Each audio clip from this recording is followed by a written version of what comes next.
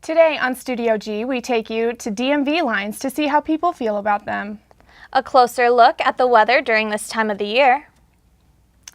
And we tell you why Las Vegas is becoming the destination for college basketball's biggest month. Studio G starts right now.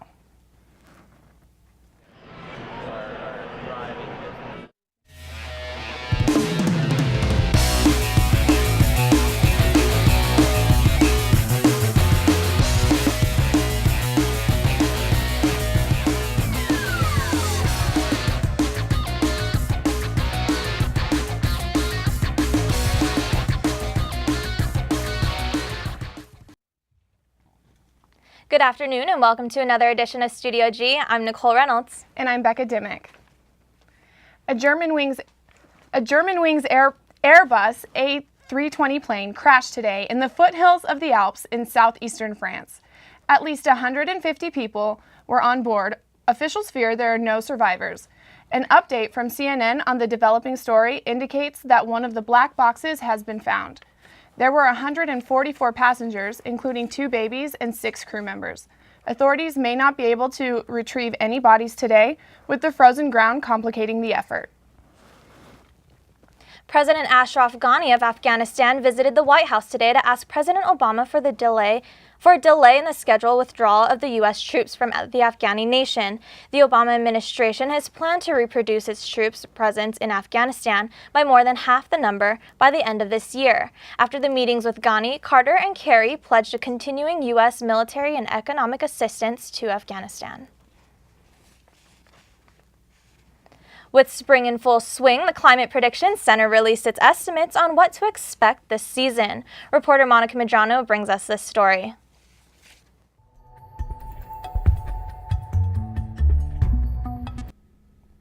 Record-breaking snowfall on the East Coast combined with river ice has put some regions at higher risk for flooding this season. Regions affected include lower Missouri and lower Ohio. Minor flooding is possible from the Gulf Coast through the Ohio River Valley. California's drought conditions were nothing new last year, and even though December brought some moisture, January brought it back to a dry state.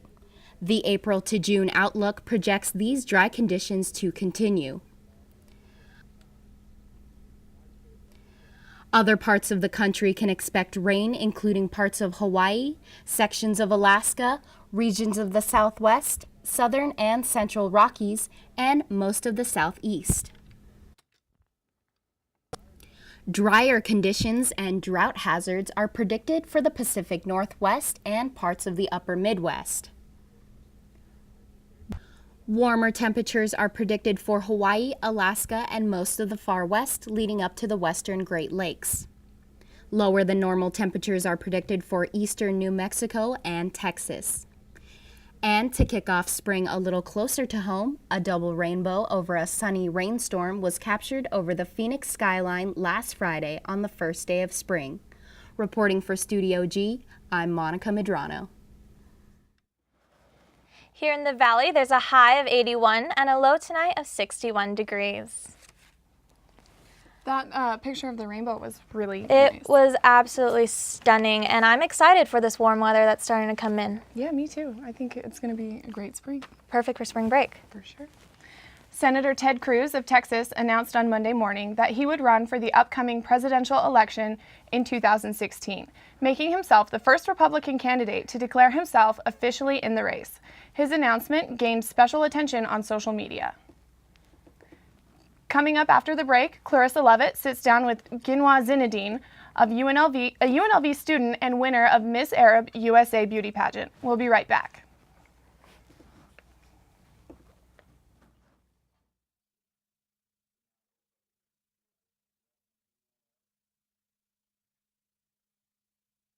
Jazz. I mainly play a lot of contemporary jazz music from the 1960s up until about 2012, 2013. When I go on, just explain who it was, the name of the song, the name of the artist, maybe the name of the album, their career. I just hope that everybody enjoys it and appreciate it for the kind of music it is and how great it is. My name is Sam, and I host Sunday Evening Jazz on the rebelhd2.com.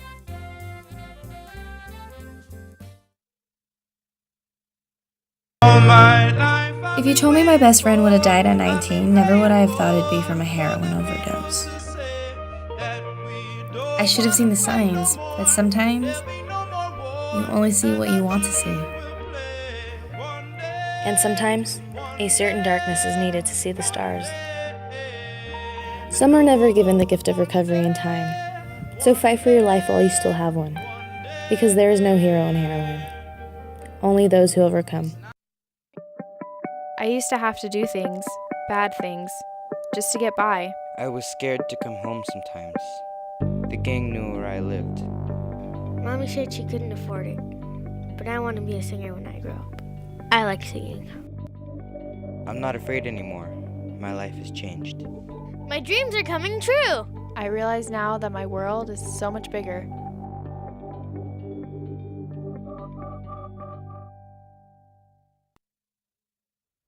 Welcome back from the break. Today we have in studio a UNLV student and the winner of Miss Arab USA beauty pageant, Genwa Zenedine. Thank you for joining us today. Of course, thank you for having me. Do you mind giving us like a brief background on you? So I'm originally Lebanese and I was raised in the United Arab Emirates, and I actually moved to the United States with my family at the age of 16, and I'm a current senior at UNLV, graduating in 2 months. Wow, that's amazing. And with your title, you know, Miss Arab USA, what kind of responsibilities come with having that title? Well, of course, there's a platform that I chose to work on that deals with working with our youth as well as promoting higher education. And of course, I have the responsibility of representing the Arabs in America and worldwide and trying to break any stereotypes that are out there. Right, and what platforms are you currently working on? Is that the only one? It's dealing with the youth, so working with the youth and as well as promoting higher education. So to go with promoting higher education, I have established a scholarship with the collaboration of my sorority, Lama Theta Nu Sorority Incorporated. And to help me raise the funds for my scholarship, we are hosting an all-men's pageant fundraiser at UNLV. And when is that pageant? It's going to be April 29th at the Student Union. Awesome. And with your platforms, how are they going right now?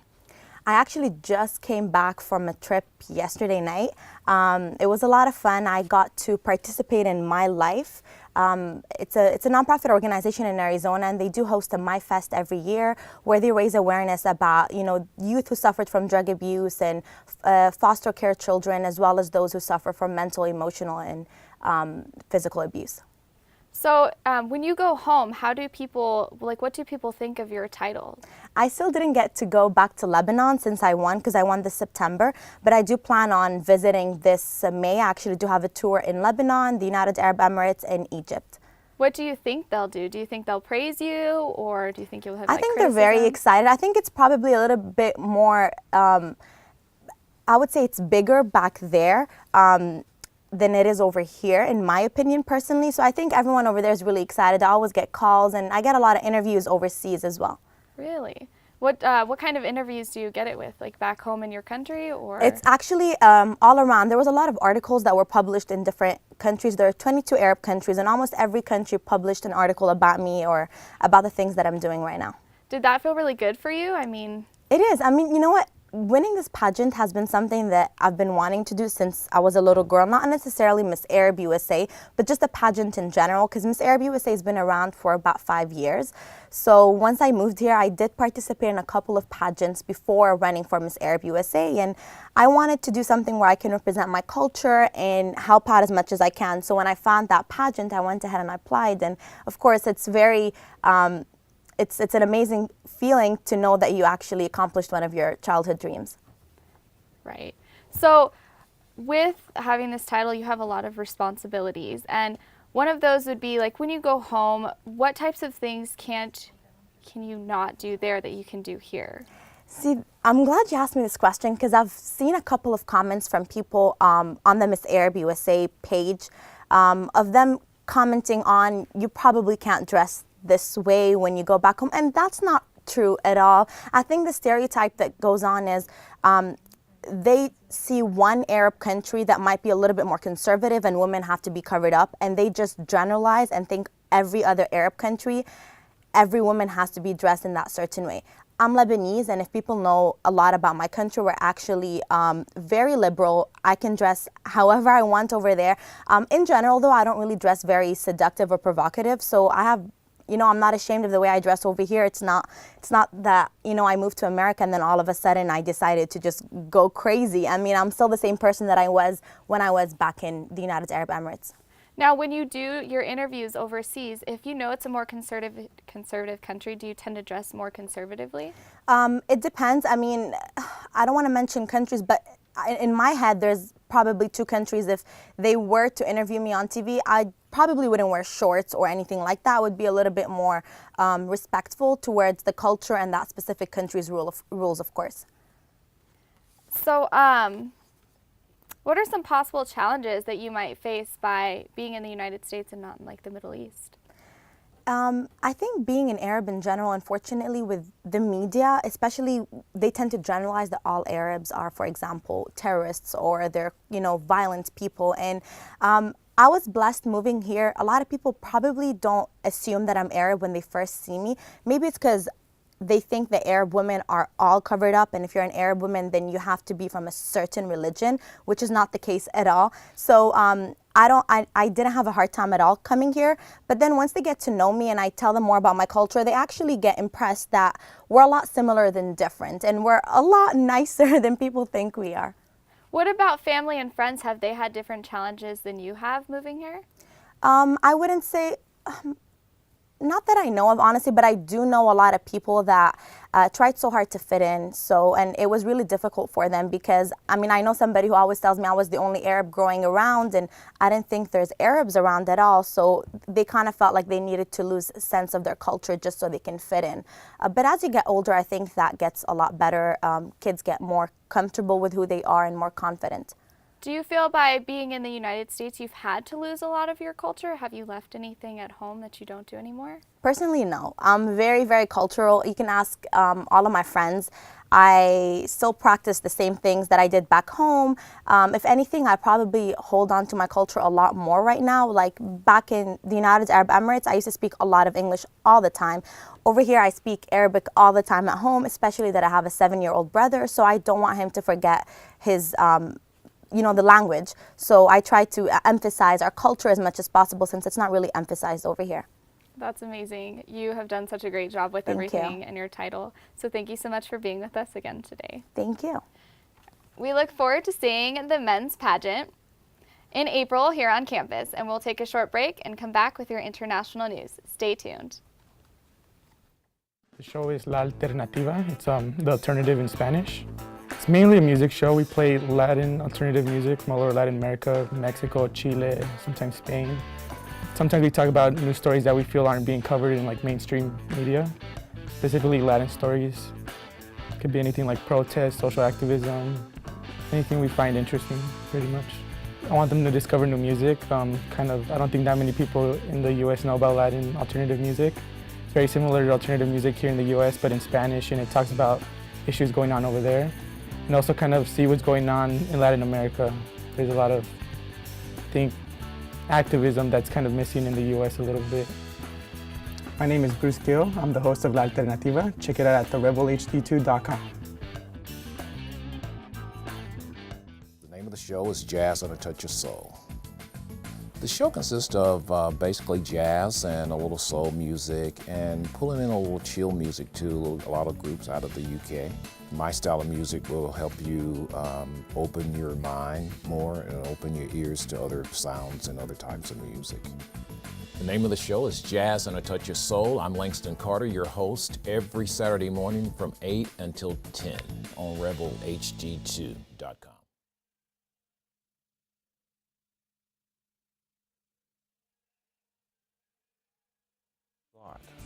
We talk about anything that can be discussed from a philosophical angle. Being able to critically think and back up their claims with evidence, just like justifying their beliefs. We mix it up. Sometimes we just have pure discussion, sometimes we have interviews and then commentary. Maybe find a little bit more meaning in life, kind of understand what's going on and why from a little bit deeper perspective, I think are the main 2 things. My name is Walter from Deep Thought, and listen to us on the Rebel HD2. Welcome back from the break. Here's your international news update. We begin today in South Korea in the midst of their annual joint military exercises with the U.S. The war games, which last approximately 2 months, run through real-life scenarios such as firing at unseen enemies and moving their tanks closer to threats in order to defend their position. Both South Korea and American troops practice mobilizing together and fight side by side. However, North Korea hasn't taken a liking to these practices and has accused both South Korea and the U.S. of rehearsing for an invasion. The accusation has been disputed every year. Every chance we get to build readiness, we got to capitalize on, and so we're doing that now. I think at the end of the day, both of us not only are improving our relationships, but we're getting better, and we're learning from each other in the process. After each session, soldiers from both countries debrief and discuss the pros and cons of the day's practice. While both countries hope a war never comes, they both know they have to be ready for it. Shifting gears a bit, Germany is currently the biggest single contributor to Greece's €240 billion international bailout. Greek Prime Minister Alexis Tsipras met with German Chancellor Angela Merkel yesterday to discuss a bid to bridge a growing gulf between Athens and its European creditors. During his visit, Tsipras warned that it would be impossible for Athens to avoid debt without more cash from Europe. However, Europe has made it clear that it will only hand over more money once it's satisfied that Greece will implement the reforms that it promised back in February to win an extension till June. Chancellor Merkel is now under pressure to maintain a firm line with Greece. Although there is talk that Tsipras went to Germany to pose a threat, a Greek government spokesman said that Tsipras was simply stating the reality of the situation and his country. However, relief may come to Greece if the European Central Bank agrees to relax the conditions attached to funding their banks. Now heading over to Cuba. Citizens of the country may see an economic boost from normalized relations with the U.S. The sugar harvest, or zafra as it's known in Cuba, ends in April, and despite a rough start, officials say Cubans will be increasing their production this year. Despite relationships between Cuba and the U.S., the Cuban sugar industry says that they would consider accepting a foreign investment. What happens from here is still up for debate, but Cuba is willing to jump on any opportunity that will help return their sugar productivity back to normal. Another group looking to increase productivity is a small village of Assyrian Christians in northern Iraq. The group from the Church of Marjorjus St. George believes it's time to no longer flee, but rather fight. This comes after ISIS began moving towards their village in August of last year, and Father Gabriel Tuma feared they would not return. I stood before the statue of the Virgin Mary and wept with a broken heart, he recalls. I prayed to her to protect us from evil. Whether his prayer was heard or not, ISIS was stopped less than 4 miles away from their village, and most of the residents of the church have since returned and began to form their own militia. Their hope is that this will not only save their community, but will also save their faith. Another group of people coming face to face with what could be a miracle were those sitting in the service in Naples, Italy on Saturday.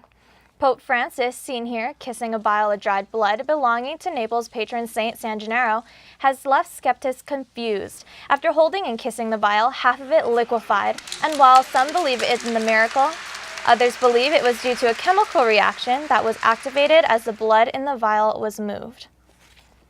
Now, how amazing would it be to be sitting in that congregation when that happened? I wouldn't even know what to do. Like, just hearing about it is shocking. Like, what would your reaction be? That's... hand claps. I guess. All around hand that's claps. That's amazing. Coming up after the break, madness continues in the heart of Las Vegas. And I got the chance to take a fitness class that will push you to your limits. Stay with us. My show is called Window on the Middle East, and it deals with all the issues that deal with the Middle East. Middle East is a very important part of the world.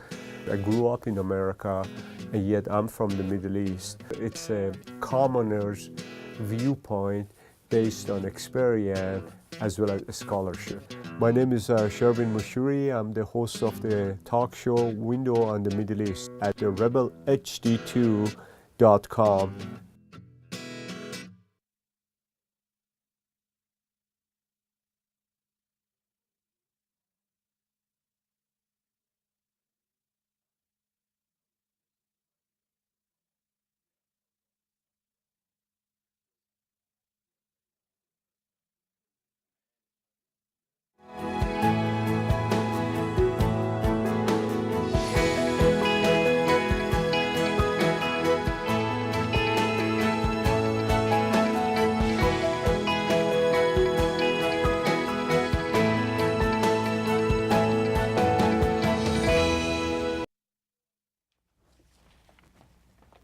Last week we brought you a story about real IDs and how it can contribute to bigger crowds at the DMV. Today, the issue about lengthy wait times and how waiting for over 3 hours has become more of the norm. Reporter Andre Walls has more.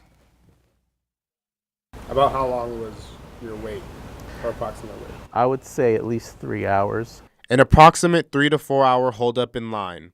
That has been the average amount of time customers spent waiting to get serviced at the DMV. I expected to wait somewhat, but I didn't expect the line that I saw when I got there. That line that Chad Schatzel, a student services librarian and associate at the William S. Boyd School of Law, saw was one that filled up so much that people had to stand outside. I went to the Sahara office because it seemed to have the line that moved the most, but I'm not sure if that was just because they only include people who actually have a number in their numbers as far as people waiting in line, or whether it also included people in the entire line. We've launched a whole slew of new programs: Real ID, 8-year driver's licenses, driver authorization cards. We've made changes in commercial licensing. Plus, we have a rebounding economy. People are moving to this state and buying cars as well. It all adds up to the DMV being packed.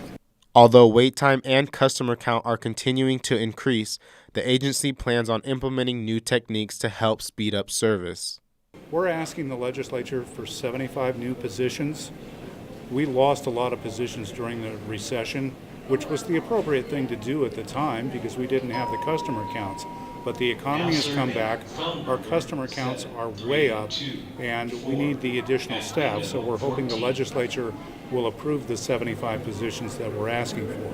I think they probably need more resources to make it fully operational, but it really is crazy that you have to wait in three hours in line just to renew a driver's license. Reporting for Studio G, I'm Andre Walls. The agency plans on implementing a few more strategies to help speed up the current wait issue. Public Information Officer Kevin Malone says that the DMV will always be a busy place, but new strategies are in the works to help get things under control. Speaking of the DMV, now under the new law, students under the age of 18 who wish to apply for a driver's permit or a driver's license must submit to the DMV a form signed by their school administration verifying an attendance of at least 90% of school days in the current semester. They will not be able to get their license if they show more than 7 days of a block schedule and 10 days of a non-block schedule. Whether you're sitting pretty at the sports book or your bracket is busted, the first weekend of the NCAA tournament is now a wrap. Reporter Mandy Massa shows us why Las Vegas is becoming the go-to destination for college basketball's biggest month. Here, and fans of the game are saying there's only one place where you can catch all the action. I am such a huge college hoops fan. I mean, where else is the better place to be than Las Vegas for March Madness? I mean, it's unbelievable. During the annual college basketball playoff, the Las Vegas Strip transforms to offer fans of the game an experience that aims to compete with the likes of courtside seats. I've been to NCAA tournament games and March Madness, but if here, with all the games going at once and everything going on, it's more fun, I think, to be here than anywhere else. I caught up with some incoming out-of-towners here at McCarran International Airport, and while most of them told me they were big college basketball fans, the majority of them also told me they weren't simply here for the love of the game. We're going to gamble, try to win money, try to spend money, try to save money, and, hopefully our best team, our favorite teams will win. Las Vegas offers college basketball fans an all-inclusive experience where they can watch, wager, and win. Lots of TVs, lots of gambling, lots of money being lost, hopefully being won right here in my pocket. And so far, it doesn't seem like any other city can compete. We've done March Madness in New York 2 years ago, and that was fun, but you miss out on that aspect of coming here, betting on the games, betting on individual statistics and stuff like that. You get a whole other aspect coming out here to see the games. March Madness and all that its name entails doesn't only attract tourists. The city estimates that more than half of game-related revenue comes from Las Vegas locals. I mortgaged my home. I took my dog down to the pawn shop. I went into my wife's purse. It's all in today. Reporting for Studio G, I'm Mandy Massa. Only in its first week, March Madness is the talk of the town. Tune in Thursday to hear more from former Mayor Oscar Goodman, and Mandy Massa gives you a look inside Las Vegas's biggest sports books. That is ridiculous. So I was downtown this weekend, and there were college shirts everywhere. Yeah. Everywhere. I saw them too. I was with you downtown. It was incredible just to see how much revenue and how much just traffic this brings into the city. I know. It's a good time for everyone. I think it's great. I was able to recently check out a new type of workout that has made its way to Las Vegas.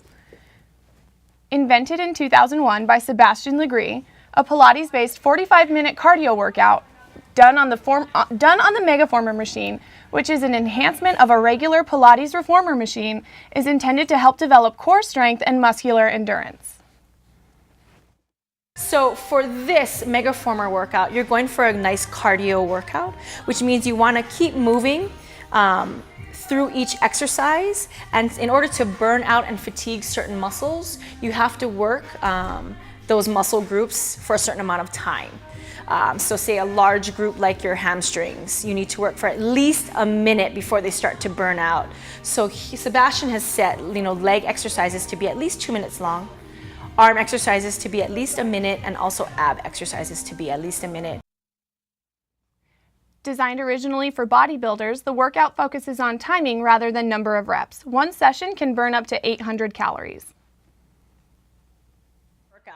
But it works the core the entire time, because this is the foundation. Your core, which is not just your abdominals, it's your back extensors, some of your hip flexors as well, but it incorporates all of your body parts into this one machine.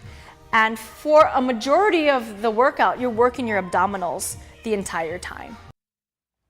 The Pilates Studio of Las Vegas is currently the only Pilates gym in town that offers this workout.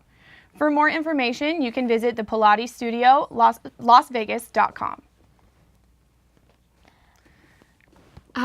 I was doing that workout for probably 6 months straight, and it was the best shape I've ever been in It looks like a solid workout that just works everything. She was moving, both arms, legs, everything was moving. Like, I have never been more strong or like just in toned. It was so nice. Well, the next time after we go watch March Madness, we'll go do some Pilates. Yes.